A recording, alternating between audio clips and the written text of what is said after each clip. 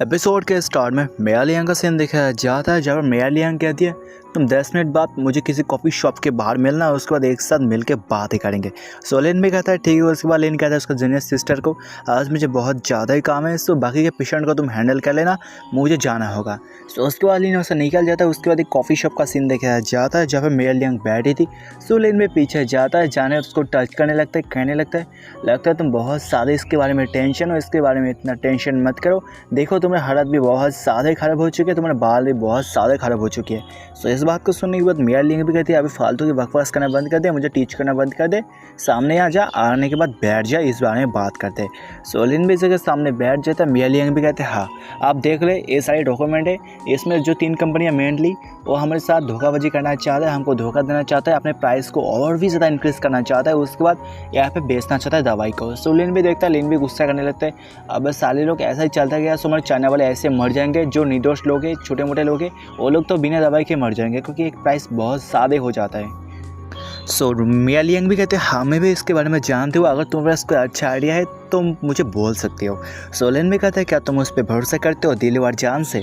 सो भी कहती है हाँ मैं दिल और जान से तुम पे भरोसा करती हूँ। सो लिन भी कहते हैं बहुत अच्छी बात है, मेरी बात को सुनो, तुम जाओ उनके साथ जो कॉन्ट्रैक्ट है उसको ख़त्म कर दो, उसके साथ कॉन्ट्रैक्ट ख़त्म करने के बाद सारे चीज़ ऐसे हैंडल हो जाएगा। सो मेया लियांग भी कहती है बहुत ज़्यादा डिफ़िकल्ट है। उसके बाद मेया लियांग कहती है बहुत ज़्यादा डिफ़िकल्ट है, वो क्यों? क्योंकि हमने एग्रीमेंट किया था कि हम लोग कॉन्ट्रैक्ट को कैंसिल नहीं करेंगे, ऑर्डर को कैंसिल नहीं करेंगे, अगर बीच में हमने ऑर्डर को कैंसिल कर दिया तो हमारा नाम बदनाम हो जाएगा, जो मैं नहीं चाहता हमारे चाइना का नाम बदनाम हो जाए, हमारा चाइना बहुत अच्छे खासा देश है। सो लिन भी उसको कहता है इसके बारे में इतना सोचो, मैं जो कहता हूँ तुम उसको जग एक बार करो, उसके बाद देखो तुम्हारा क्या फ़ायदा होता है।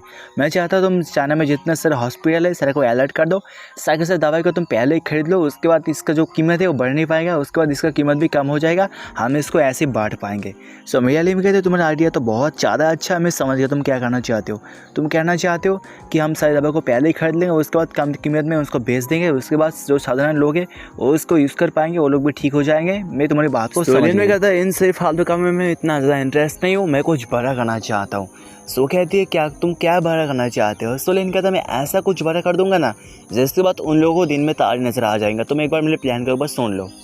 लेने कहता है तुम चाहती हो ना उनके साथ सारे साथ डील तोड़ना, लेकिन ये बहुत ज़्यादा डिफिकल्ट है, सो मैं इस काम को और भी ज़्यादा आसान कर देता हूँ। उनका ज़्यादातर मतलब 80% जो मेडिसिन है ना हमारे जो बॉर्डर है जो नदी के पास वहाँ पे अवेलेबल है, तुम जाओ, जाने के बाद उन सभी को डिस्ट्रॉय कर दो, करने के बाद उनके साथ बात करना कि तुम्हारे पास इतना मेडिसिन नहीं है इसलिए हम तुम्हारे साथ डील नहीं कर सकते, इस ऑर्डर को हम कैंसिल करना चाहेंगे। सो डायरेक्टर मेया लियांग भी कहते हैं लेकिन इससे उनका क्या फ़र्क पड़ेगा? सो लिन कहते हैं इससे उनको बहुत ज़्यादा ही फ़र्क पड़ने वाला है, तुम इसके बारे में सोच के देखो, अगर ऐसा चलता गया तो उसका कंपनी था वो भी बर्बाद हो जाएगा और उसका जो करियर था वो भी बर्बाद हो जाएगा, उसके बाद जो उनके साथ जो उनके पास मेडिसिन बचेगा उनको और भी ज़्यादा कम कीमत में बेचना होगा, वरना उनका जो बिज़नेस वो भी डिस्ट्रॉय हो जाएगा। अगर वो लोग ऐसा नहीं चाहते तो उनका जो बिज़नेस वो डिस्ट्रॉय हो जाएगा, अगर वो हमारे साथ कोऑपरेट करते उनका बिज़नेस और भी ज़्यादा इंक्रीज़ होगा।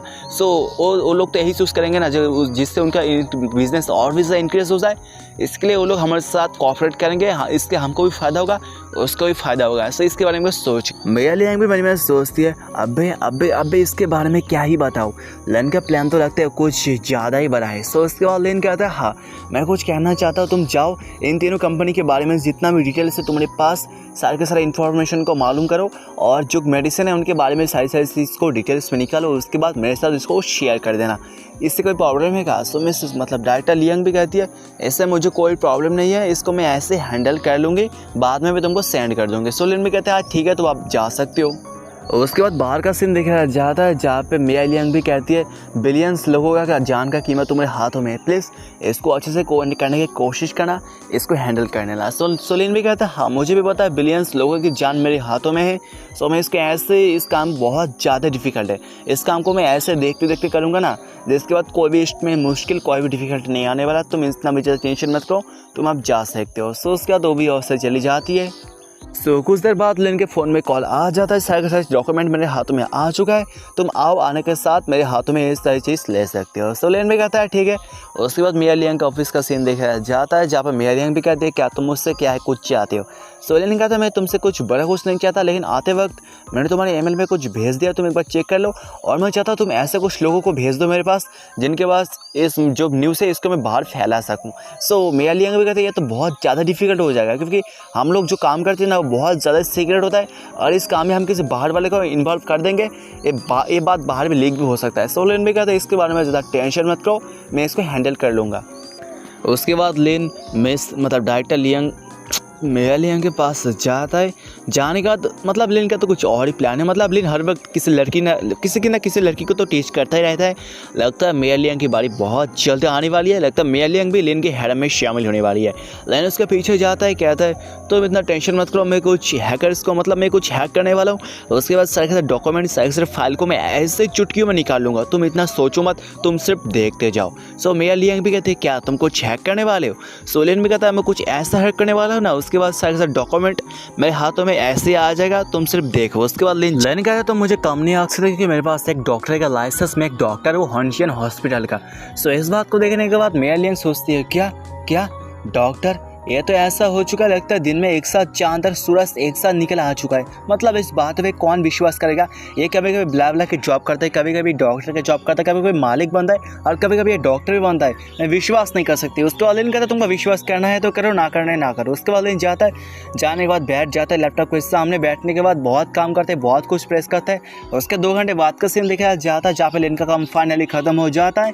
सो लिन भी कहता है मेरा काम फाइनली खत्म हो चुका है, तुम किसी आदमी को ढूंढो जो कि इस बात को बाहर लीक कर सके, बाहर वायरल कर सके, उसके बाद देखना क्या मज़ा आता है। सो मिया लियांग भी कहते लगता है मैं इस बात को समझ चुकी हूँ, तुम क्या करना चाहते हो, तुम करना चाहते हो इस बात का मैं मार्केटिंग कर दूँ बाहर, उसके बाद तुम इस कंपनी का दिन में तारे नजर आ जाएंगे, उनके लोड़े लग जाएगा, है ना। सो लिन भी कहता है हाँ तुम इस बात को समझ चुकी हो, अब बारी आ चुका है मैं रेस्ट करने का। सो मैं जाता हूँ, जाने के बाद रेस्ट करता हूँ, तुम जाओ इस बात को हैंडल कर लो। सो उसके बाद लिन से चला जाता है। मिया लियांग के पीछे पीछे मैंने सोच दिया ये बंदा बहुत ज़्यादा जेंटलमैन, बहुत ज़्यादा जीनियस है, लगता है इस जैसा बंदा इस दुनिया में और कोई नहीं है, ये वन पीस है इस दुनिया में। और यहाँ पर इस एपिसोड का भी एंड हो जाता है। सो कैसा लगा एपिसोड कमेंट में ऐसे बताना, लगता है राइटर भूल चुका है।